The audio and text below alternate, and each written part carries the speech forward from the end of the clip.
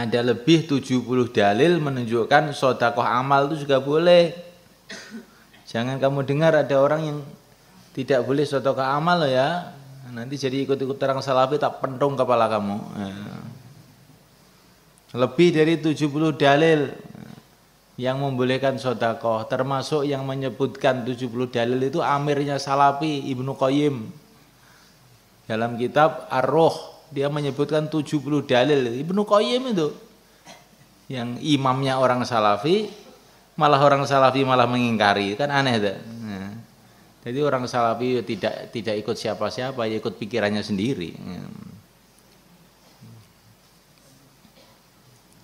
Maka amalan itu satu saat akan jadi asbab pertolongan Allah datang pada kita. Beberapa tahun yang lalu saya itu ketemu satu karkun di Saudi sana. Orang kampung, dia ini sedekah unta kepada tetangganya. Unta itu bisa diperas setiap hari. Setelah itu satu hari dia naik mobil, mobilnya tabrakan di tengah padang pasir. Dia pingsan. Berhari-hari dia pingsan di padang pasir, nggak ada orang tahu. Tapi dalam pingsan tuh perasaannya itu onta dia itu datang ngasih susu dia, sehingga dia seger. Setelah beberapa hari dia bangun masih sehat aja. Ya onta yang disedekahkan tadi itu perasaan dia itu memberi minum sama dia waktu dia pingsan di tengah padang pasir itu, sehingga beberapa hari nggak makan, nggak mati. Nah, ini kamu renungi ini. Seperti ceritanya di Riyadhus Shalihin, ada 3 orang yang terkubur di gua, kemudian doa tawasul dengan amal-amalannya, maka akhirnya diselamatkan oleh Allah. Kesimpulannya, apa yang kamu buat sekarang ini, kamu di pondok, ngaji, khidmah, dakwah dengan ikhlas itu syaratnya. Syaratnya dengan ikhlas, yang tidak dibuat dengan ikhlas nggak ada gunanya. Itu nanti kalau kamu pulang, amalan-amalan kamu di pondok itu akan menolong kamu. Maka orang itu di pondok kalau makbul, nanti di rumah juga Allah akan mudahkan urusan-urusannya. Kalau di pondok semrawut, kalau nggak tobat kepada Allah, nanti di rumah ya tukang bikin semrawut. Ini adalah kamu lihat nanti di pondok semrawut, suka menentang, suka begini, nanti di rumah kan jadi begitu juga. Bukan pembangkit agama, tapi jadi pengrusak. Illa man tadarakahullah bi rahmatih, kecuali orang yang diampuni oleh Allah. Itu lain lagi. Semoga kita semua diampuni oleh Allah. Bahkan apa yang kita amalkan siang ini nanti akan ada pengaruh apa yang akan terjadi malam nanti. Kalau siang ini tuh lurus amalan kita, nanti malam itu ya tahajud jadi ringan, wirid jadi ringan, tarawih jadi nikmat. Begitu juga amal malam itu nanti pengaruhnya siang. Malam keamalannya lurus, nanti siang itu ya padang, tenang, amalan jadi enak. Bahkan apa yang kamu amalkan sekarang ini nanti beberapa detik setelah ini akan ada akibatnya dalam hati kamu. Karena kita ini di depan Allah, dilihat oleh Allah, didengar oleh Allah.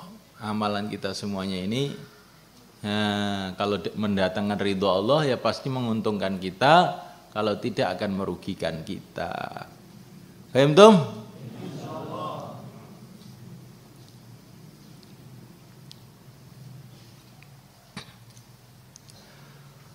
Wa an Abi Hurairah radhiyallahu ta'ala anhu qala qala Rasulullah sallallahu alaihi wa ala alihi wasallam law anna rajulan shoma yauman, seumpama seseorang laki-laki itu puasa sehari tatawuan dengan puasa sunnah, tsumma utiya, kemudian dia diberi milal ardi sepenuh bumi zahaban emas, lam yastaufi, maka dia belum menyempurnakan tawabahu pahala puasa itu duna yaumil hisab, sebelum hari hisab.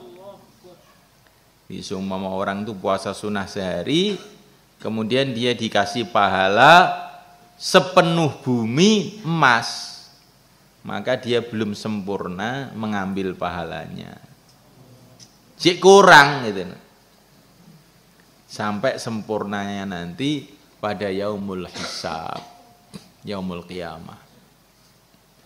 Terus kayak apa pahalanya? Puasa fardu.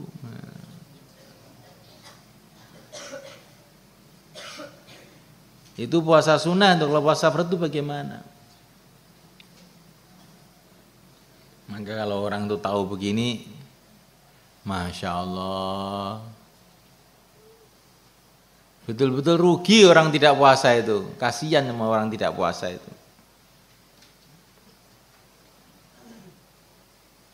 Kalau kamu melihat orang sinting, dia bawa uang 1 koper, dibuang, dibakar, kasihan nggak kira-kira? Kasihan, betul-betul rugi dia. Nah, orang yang tidak puasa itu seperti itu, ruginya melebihi kehilangan sepenuh bumi emas, ruginya itu. Tetapi dia tidak sadar sebelum dia mati. Ketika dia mati tidak sadar, baru sadar, tetapi sudah tidak bisa puasa lagi ya.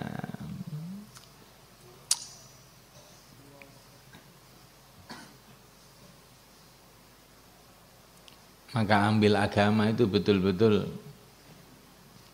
hati-hati, dari sumber yang betul-betul murni, yang bisa dipertanggungjawabkan. Kitabullah, hadis Nabi, amalan sahabat, kesimpulan para imam, diambil dari ulama-ulama yang ahlinya.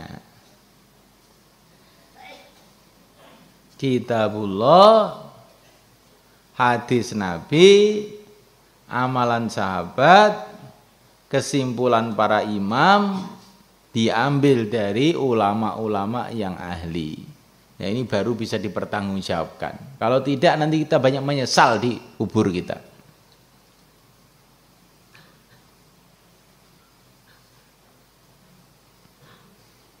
Saya cukup Quran saja, kayak sebagian orang itu, orang Solo itu. Kalau cukup Quran saja, kenapa Nabi diutus? Kenapa dulu enggak Allah turunkan Quran saja? Ya sudah, Quran, hadis.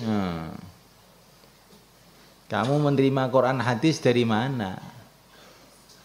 Kalau kamu tidak menerima para sahabat, kamu tidak akan tahu Quran, tidak akan tahu hadis. Ya itu Quran, hadis, sahabat, ya. Imam-imam, no. Enggak ngerti dulu. Quran, hadis, kehidupan para sahabat itu sudah dirangkum, dikumpulkan, didata lengkap oleh para imam. Dan itu sudah diakui orang ahli ilmu seluruh dunia. Kamu menafikan itu sama aja dengan menafikan Al-Quran, hadis, hayatus sahabah, sama aja. Kenapa?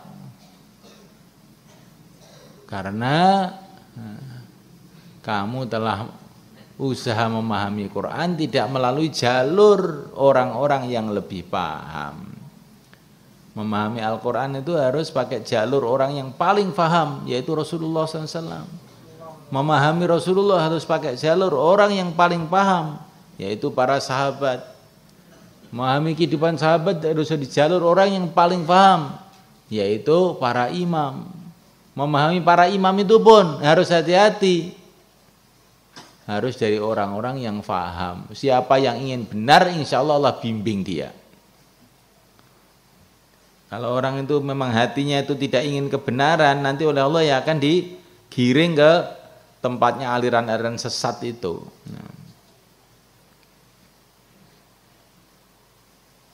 Sehingga dia penuh semangat menjalankan kebatilan. Oleh karena itulah ihdinas siratal mustaqim siratal ladzina an'amta 'alaihim minan nabiyyin wasiddiqin wasyuhada wassalihin. Tidak minan nabiyyin tok, tidak, minan nabiyyin wasiddiqin wasyuhada wassalihin. Nabi dan pengikut-pengikutnya ini.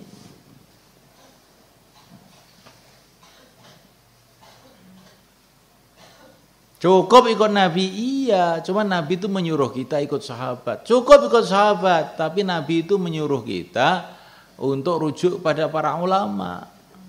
Al-ulama warasatul anbiya. Ini penting ini karena kamu mau pulang ini.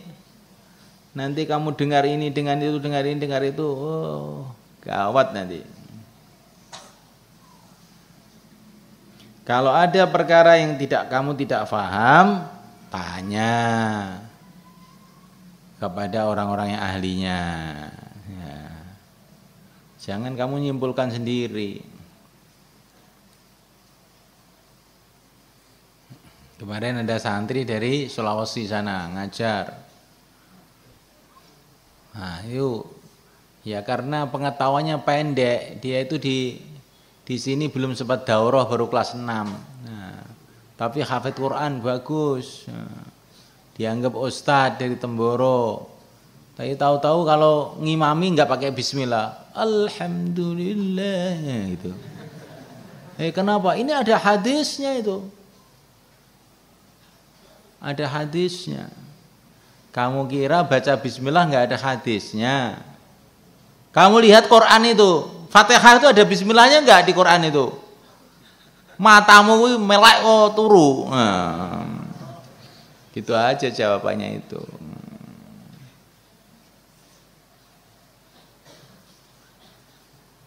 Nah itu kalau di Saudi itu alhamdulillah. Ya Saudi, pokoknya sekarang saya itu ceritakan bahwa bismillah itu ada hadisnya, sahih, dan di Quran juga ada bismillahnya. Kalau enggak kamu baca itu awas kamu, sudah gitu aja. Kamu berarti mau ngurangi Quran ini. Sudah gitu aja. Orang Saudi, enggak, jangan ngomong orang Saudi. Yang penting di Quran ada bismillahnya. Enggak kamu baca tak pendung, sudah gitu aja. Dan hadis Nabi baca bismillah itu sahih. Nah, itu baru cengar-cengir. Dulu nggak mau masuk daurah ngantuk, akhirnya fatwa seenaknya sendiri.